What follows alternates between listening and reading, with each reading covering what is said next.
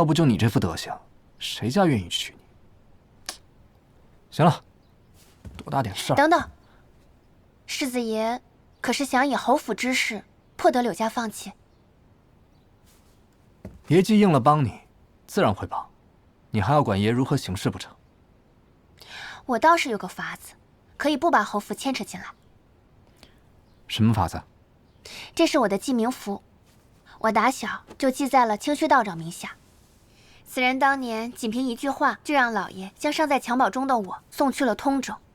若是此人愿意出来帮忙，老爷必定言听计从。只是这玄妙观是皇家道观，我进不去，只能请世子爷帮忙。照你这么说，你当恨这清虚道长入骨才对，怎么还想着去求他帮忙？信口雌黄的人固然可恶，可是偏听偏信的人才是罪魁祸首。这道长无非就是图财，钱我有的是，老爷能用他，我也能用。哎，等等，你手怎么了？这是怎么回事？你做什么？动手动脚的。你该不会让人给打了吧？谁打的？还能有谁？就你费尽心思去讨好的陈大人。陈大人？难道……你怎么这么爱管闲事啊？走了。有消息，我会让李先怀给你送的。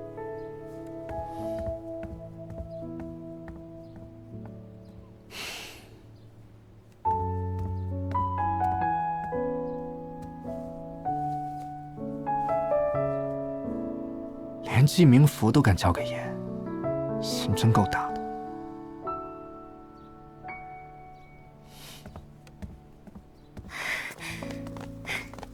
世子哥哥，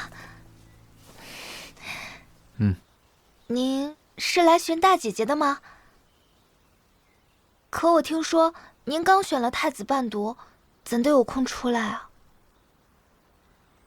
爷是进宫，不是坐牢。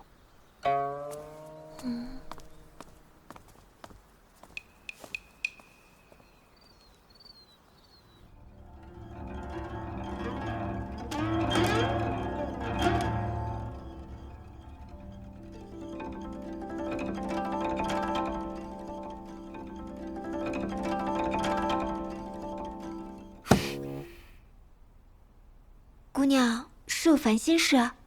你说，世子哥哥会不会对大姐姐有别的意思？小的不明白。世子哥哥本来在宫里出不来，谁曾想为了大姐姐，他今儿突然就来了。你说他这是什么意思啊？大姑娘回京也才1个半月，想来世子爷与他也没太深的交情。这才1个多月，他俩都见了多少回了？大姐姐吉吉里他俩就见了，还是同车回的府。临府寿宴他也见了，还有今儿，这都4、5回了。我也就每年回祖家过年的时候才能见上世子哥哥一面。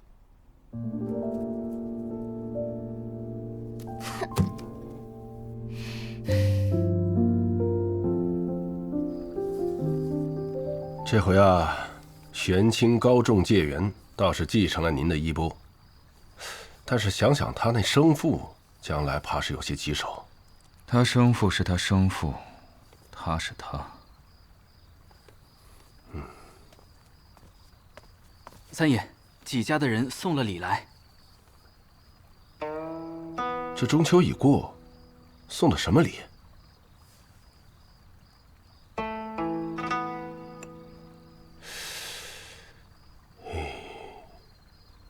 纪家果然是豪富，光这一套玉石镇纸，就价值不菲啊。他这是不放心啊。怎么？这礼物难道有什么玄机？安排在顾家的车夫已经撤走了，但他不放心，所以你看，送了一个刻着马车的玉雕，投石问路。而至于这玉石镇纸，2块青玉，2块白玉，是说他清清白白，这镇纸上面梅兰竹菊四君子，多半意思是说，希望我做个君子，也有多谢我帮叶县出宫之意吧。这个顾姑娘可真是个妙人，到底是个小姑娘，成日里担惊受怕的，真是让人不落忍。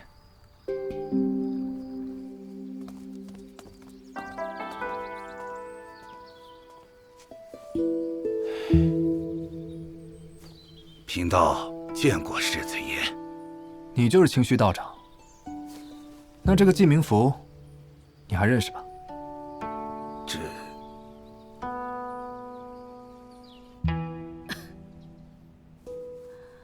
今儿清虚道长到永定伯府打教，特意约我相见，我便把昭姐儿还有柳贤成的八字，请道长看了看。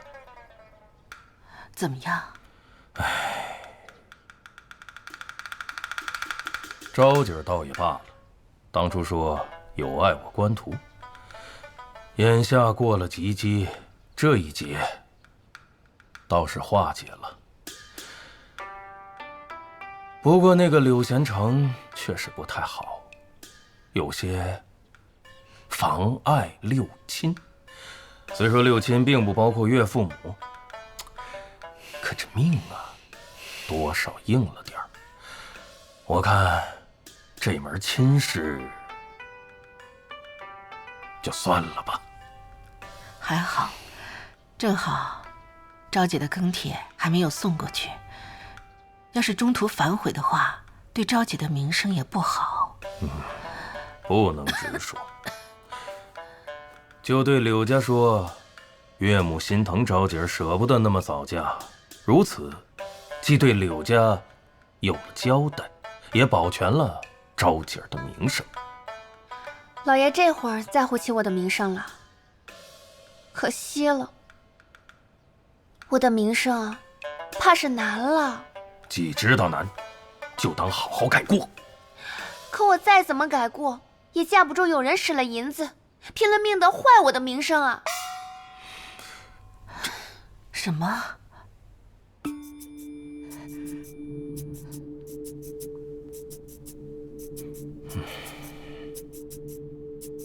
宋妙华，想不到你竟敢如此！太太，我真的没跟他说这些，我是冤枉的。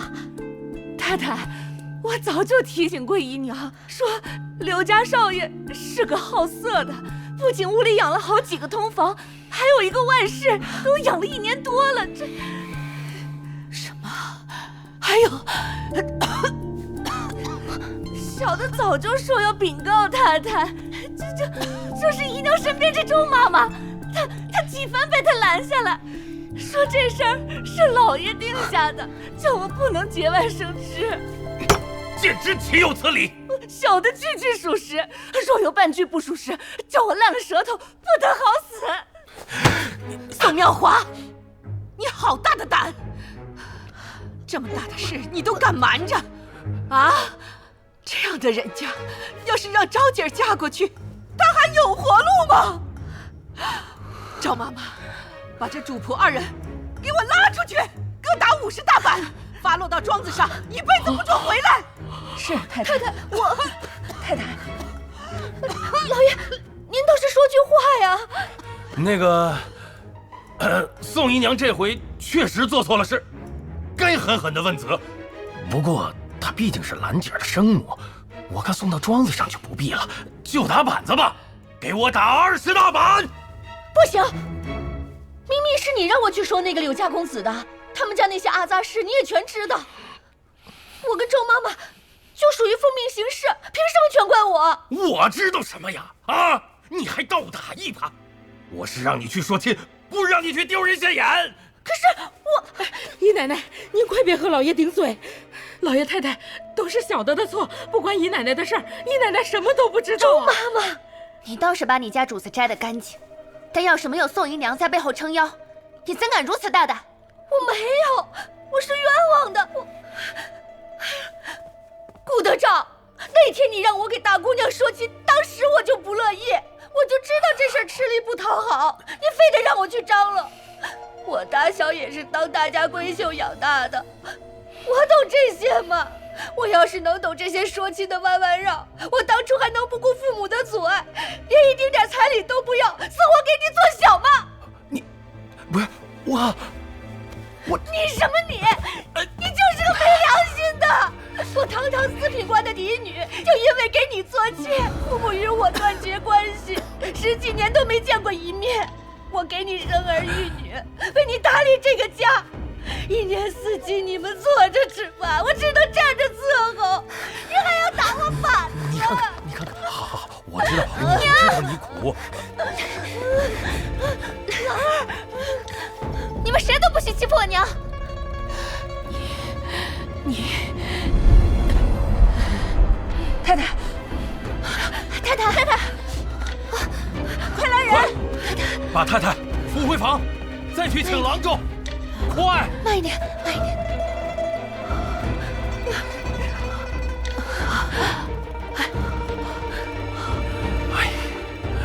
妙华，别哭了，好。哎呀，我知道你委屈，别哭了啊！老爷的话没人听吗？拖下去，给我狠狠的打！爹，你拖出去！不是大娘，不是大娘，你们干什么？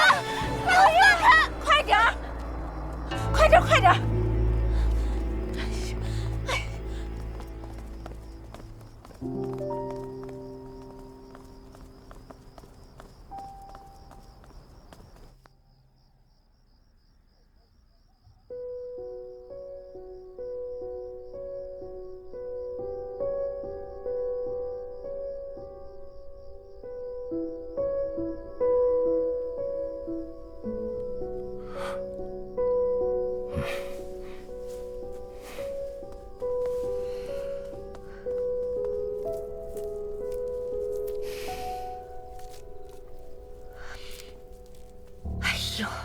这都什么节骨眼了，你还有心思吃？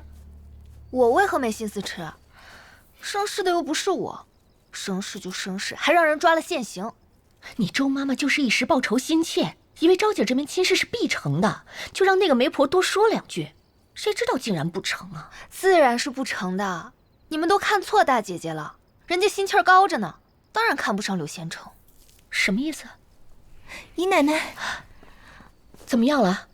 老爷今晚歇太太屋里了，那边已经熄灯了。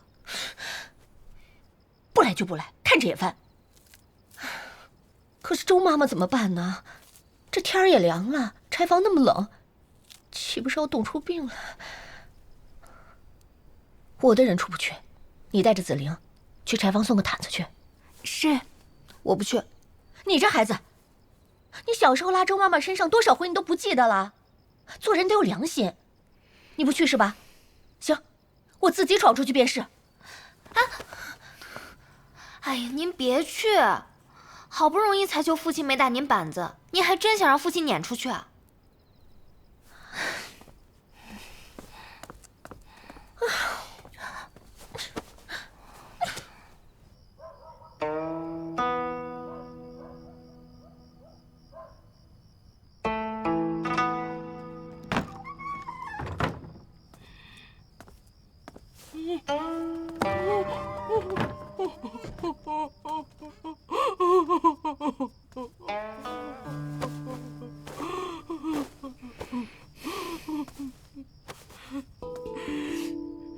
多谢兰姐儿了，姨奶奶可好？有什么好的？被你害惨了。是我对不起她。老爷去求姨奶奶了吗？当然没有，母亲都晕倒了，父亲当然是留在母亲那里照顾。老爷在太太屋里啊。好啊。兰姐儿，我有句话，您替我捎给姨奶奶。你又要瞎出什么主意？不是瞎出，是帮着姨奶奶和老爷和好。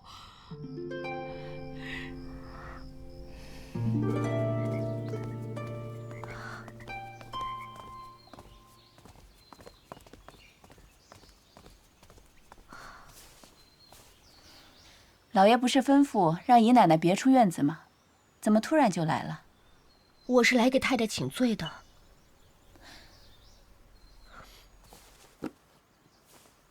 这是府里的对牌和库房的钥匙，如今我是惭愧无地，以后也是没有脸管家了。今天便把这些都交还于太太。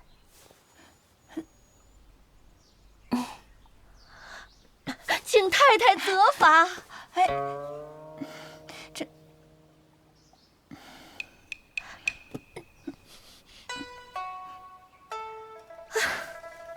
请太太恕罪。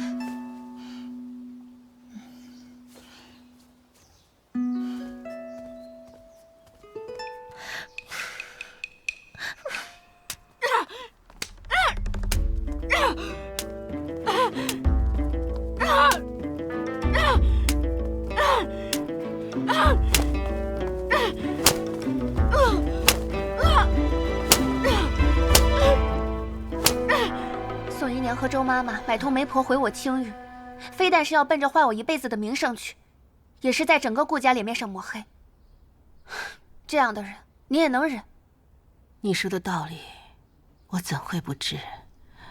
但是我了解你父亲，我若是执意撵走周妈妈，打了宋妙华，只怕是和你父亲的夫妻情分也就到此为止了。可这么一来，就活该你我受委屈，这也太不讲理了。你还小，还不懂，这夫妻之间本就不是讲理的，只是委屈你了。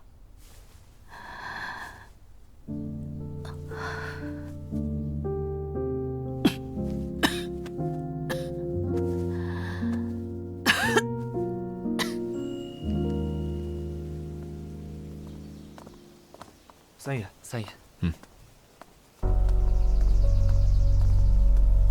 三爷，到时候啊，再请个戏班子，唱他个3天。三爷来了。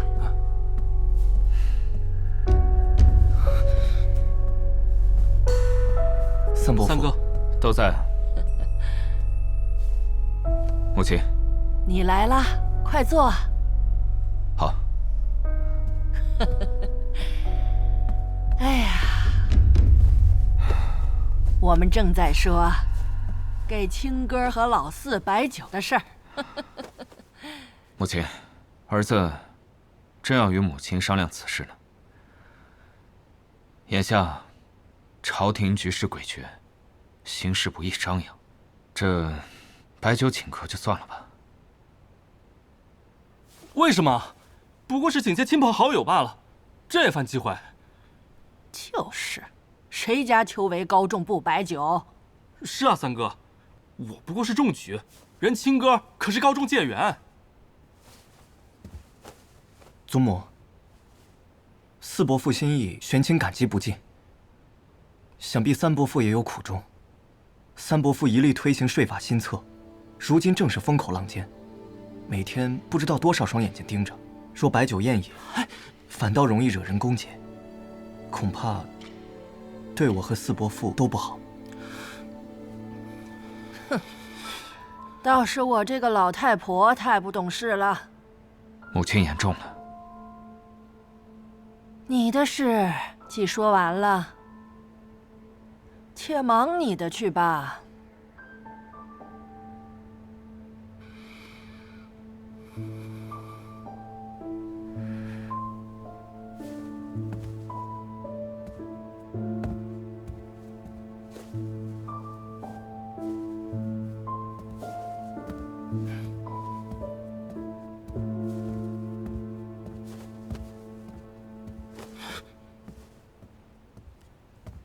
这三哥好大的官位，我看二哥来都不一定压得住他。母亲，这个家您是一家之主，怎么摆个酒席还要看别人的眼色？我不管，这酒席我非摆不可。可是什么啊？玄清，你可别忘了，你虽然姓陈，但在这陈家可没有你说话的份儿。老四，玄清是你五弟的4子，要我说啊，咱们也不大肆设宴，就请些至亲好友，也不说是为了庆祝秋闱高中，就说院子里的菊花开得好，请大家来赏花。老三，总没话说了吧？都听母亲的。你速去将那些帖子分发出去，尤其是那几个我没上榜的同窗，是个个都要请到。四爷，这样不好吧？三爷不情愿摆酒，老太太也只是说请。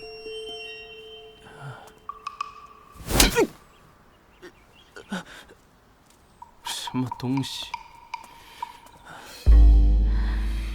陈老夫人给我和昭姐下了帖，请我们去陈府赏菊。我这病恹恹的，去了也是讨嫌。我估摸着昭姐是不愿意去的，便罢了吧。你可知，这朝中有多少人盼着能收到一张陈府的请帖，成为陈彦允的座上宾呢？都说首辅大人早晚要推陈大人入阁，他才多大呀，竟是要当阁老了。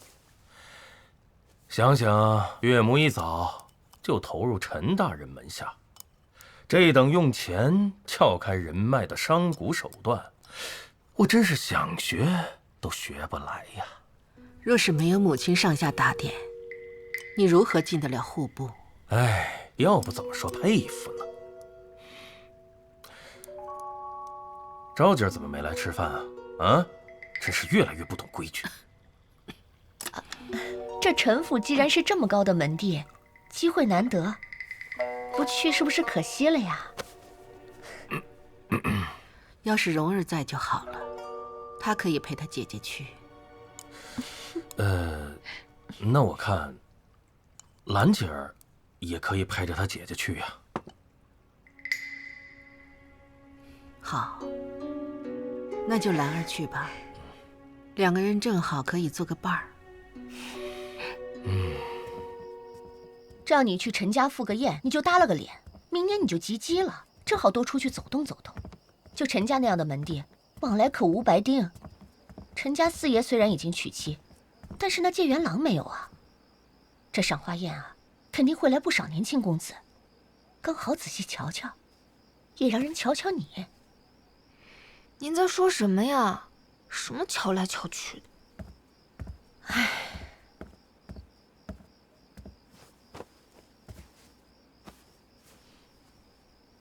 这翅膀不能这么秀。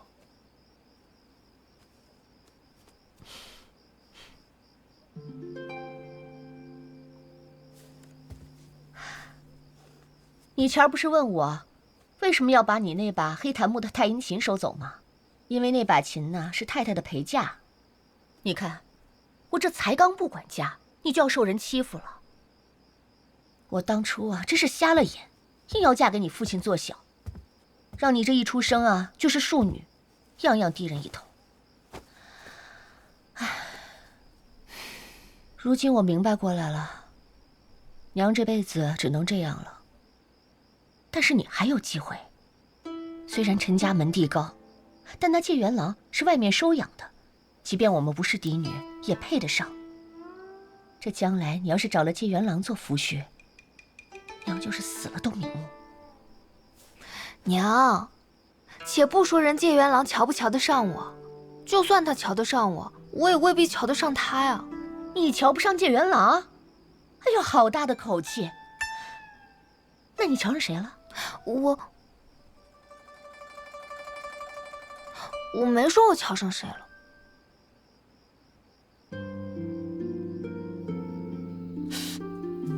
你轻点。是。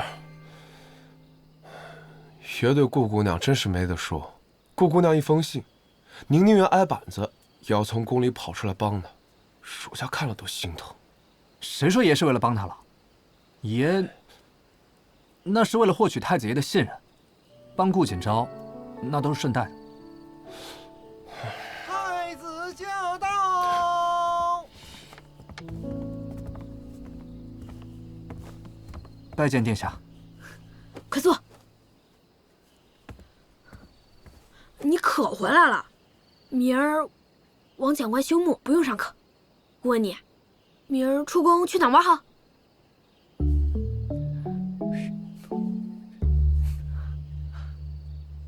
殿下想去哪儿？只要是宫外，哪儿都行。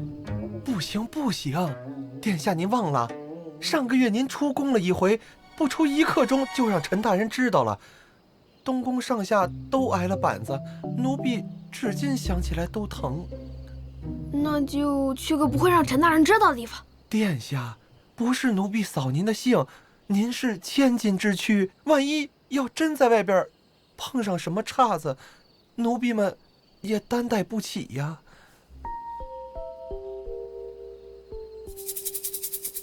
那就去个绝对安全，且就算陈大人知道也不会生气的地方。哦，说来听听。陈大人府上。你拿锅逗闷子啊？殿下别急，您想啊，陈大人是您的老师，学生去老师家里岂不是天经地义？且当着旁人的面，他还不好多说什么。而且在他家里，有什么事他只能担待着，说不定还得替您遮掩呢。对哦，这岂不是让他吃了哑巴亏？姑决定了，就去陈府。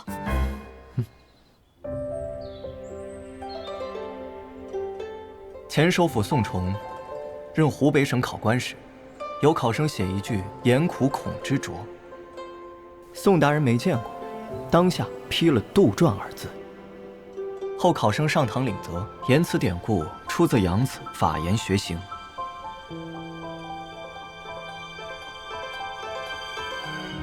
宋大人拿了书一对，果真是错怪了这考生，当下就将他取了。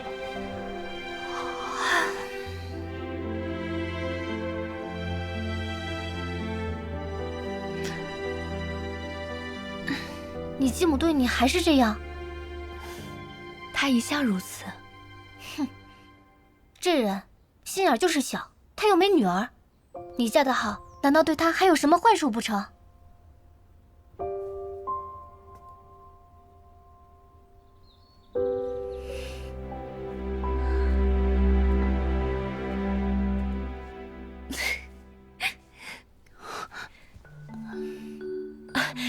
姐姐莫怪，我是瞧你笑起来好生娇艳，才忍不住多看了几眼。你生的也好，快别笑我了，我小时候就喜欢吃酱油，结果黑得跟酱油似的，我祖母还总说我呢。我娘来了，我们快走吧。走吧，走。现下是1门2解元，到明年春闱是1门3进士，这都是做梦都没有的福气呀。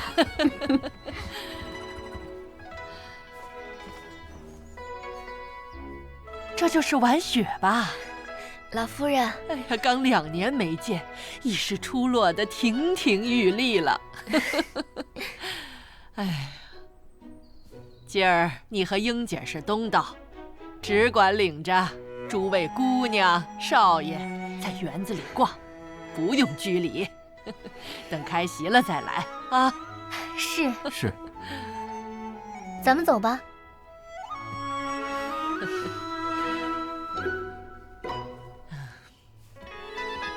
请吧。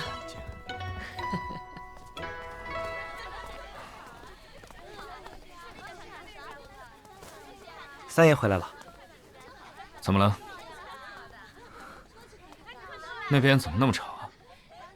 老太太设了赏花宴，请了些客人前来赏花。都请了谁？于夫人和她家的姑娘、公子、穆大公子，青科的2位同窗，哦，还有顾家的2位姑娘。四爷没请他的同窗好友吗？原先是请了的，可后来玉柱被打死了，老太太一怒之下就不许他请了。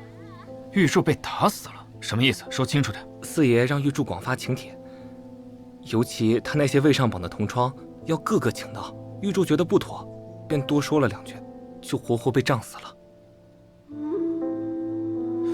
命人把他绑过来。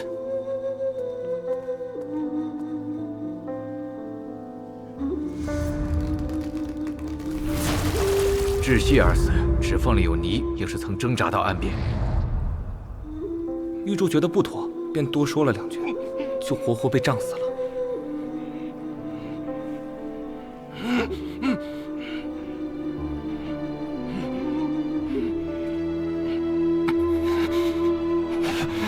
原本想等通州试点忙完之后再处置你，偏你如此残虐，玉柱跟了你多少年也下得去手。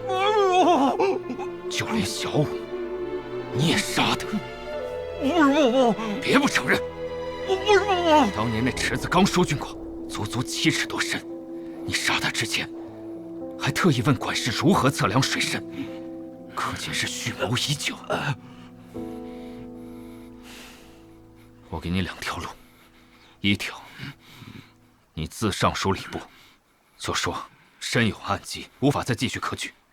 第2条，我去顺天府，把你杀死小五的事情告诉他们，让他们好好查查。你选哪一条？陈毅。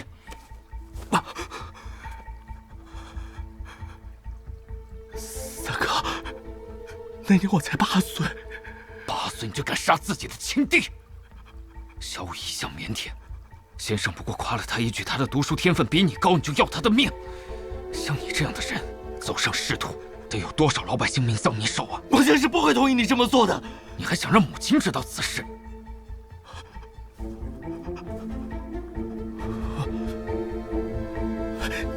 三哥，三哥，三哥，三哥，我错了，不要让母亲知道这件事情。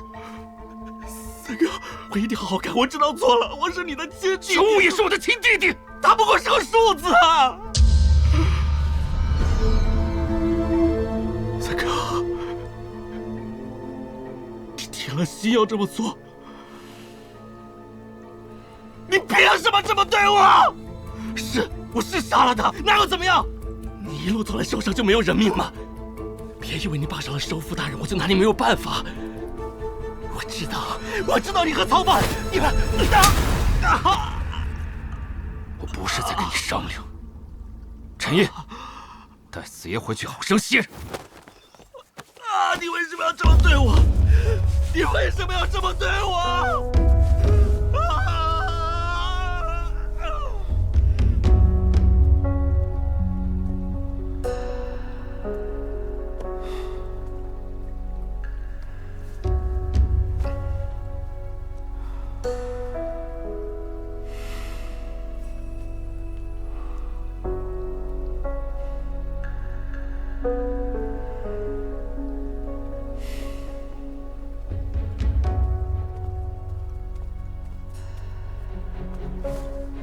三伯父，长兴侯世子来了，正在前厅等候。就他一个？同来的还有一个小公子。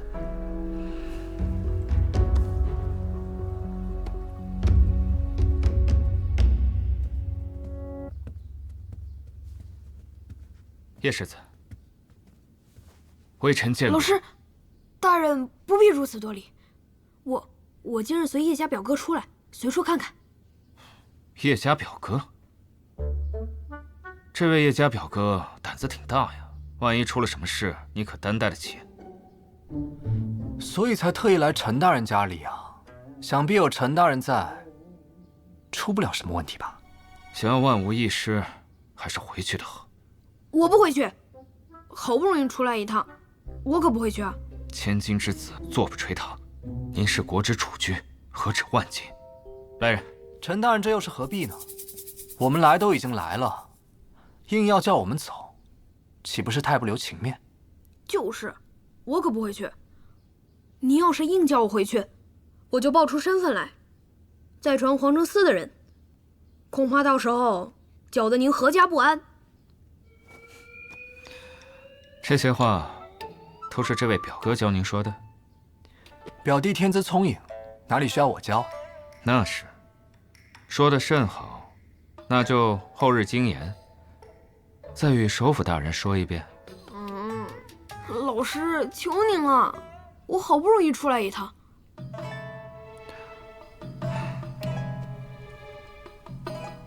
把玄清公子叫来，陪陪叶世子和我姓王，叫王章，是叶县的表弟。好，来陪陪叶世子和王公子。太好了，那就有劳陈大人了。应当的，还请叶世子好生照看王公子，切记不可掉以轻心。那当然，陈大人尽管放心。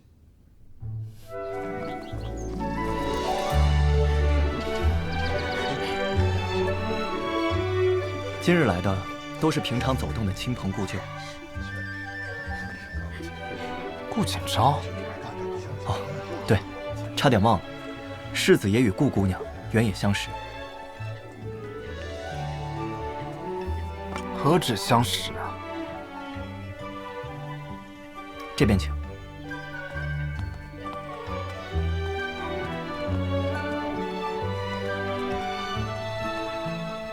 世子哥哥，你怎么也来了？这是我表弟王章。这回不光你要我的，连行礼都忘了。见过世子爷，王公子。这是什么？咱俩一起玩。好啊，好啊，我们一起。世子哥哥，你想玩什么？玩什么都行，但需要能分出输赢，否则无趣。我有一个主意，咱们不如玩猜谜，每人需出一道谜题，又需添一道彩头，猜中谁的谜题，便可获得对方的彩头。那是自然的。我想啊，世子哥哥一定能读得透彻。你说的对，我们等着瞧吧。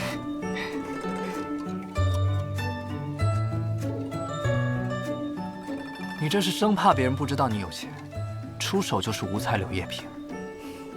这又不是什么古物，再说了，我也想不出什么旁的。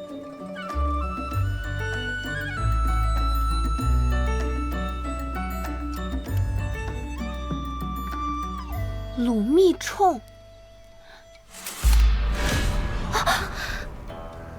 这世子哥哥，您怎么还随身携带兵器啊？怪吓人的。吓人？不带着兵器，才更吓人吧？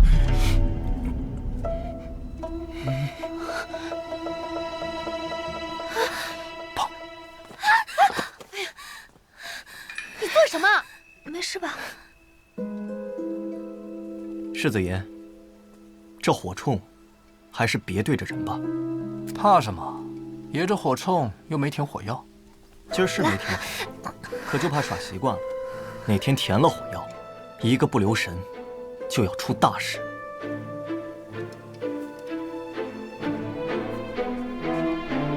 你敢教训爷？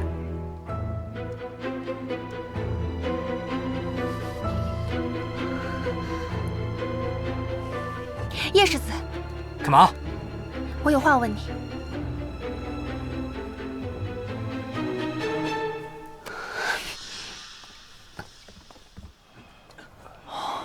白雪，你没事吧？猜谜猜得好好的，你又闹什么？你干嘛向着陈玄清？我什么时候向着他了？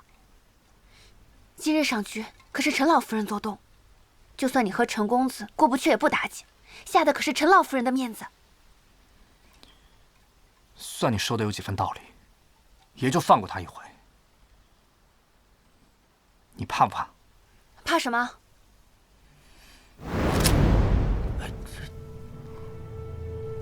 怕死啊！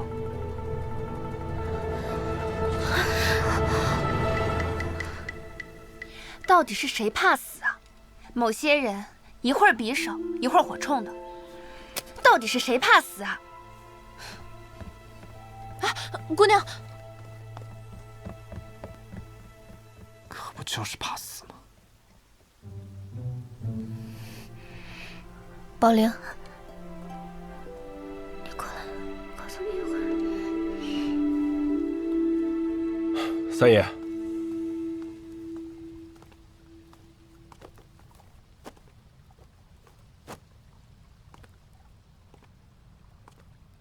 都通知过了，行道司已经加派了人手过来。私底下也都布了防。太子爷突然出宫，会不会打草惊蛇，坏了咱们的计划？陛下病重，瑞昌王又蠢蠢欲动，咱们之所以设局，不也是为了引蛇出洞吗？我反倒觉得，太子爷此次出宫，让我们的计划变得越发可信了。三爷，六姑娘跟前的宝灵有事来报。何事啊？回三爷，姑娘和几位哥儿姐儿玩猜谜，顾大姑娘和叶世子拿出来的彩头着实名贵。姑娘说，亲哥向来不玩那些玩意儿，恐哥为难，想向三爷讨点东西。都拿了什么？叶世子拿了一把鲁密铳，顾姑娘出的是一枚柳叶瓶，说是价值100两。这叶世子啊，还真是豪横。顾姑娘呢，也是财大气粗。叶世子倒也罢了，他一贯如此。这个顾姑娘，怕是又想借着这机会往府里送礼吧。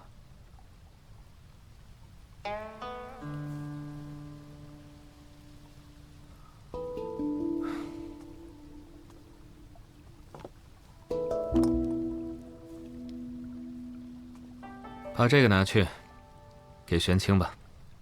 是。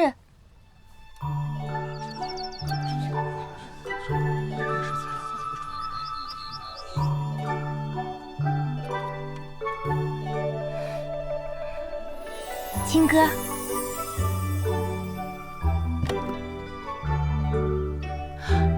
清清白白，姐姐什么意思啊？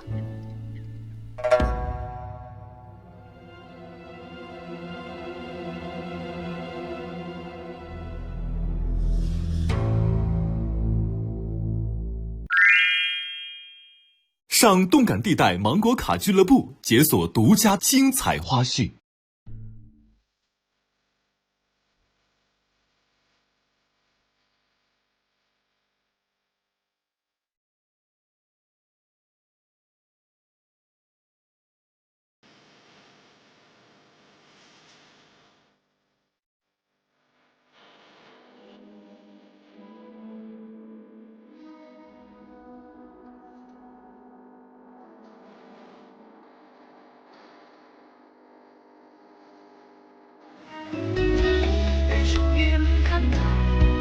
为他光阴不负同舟。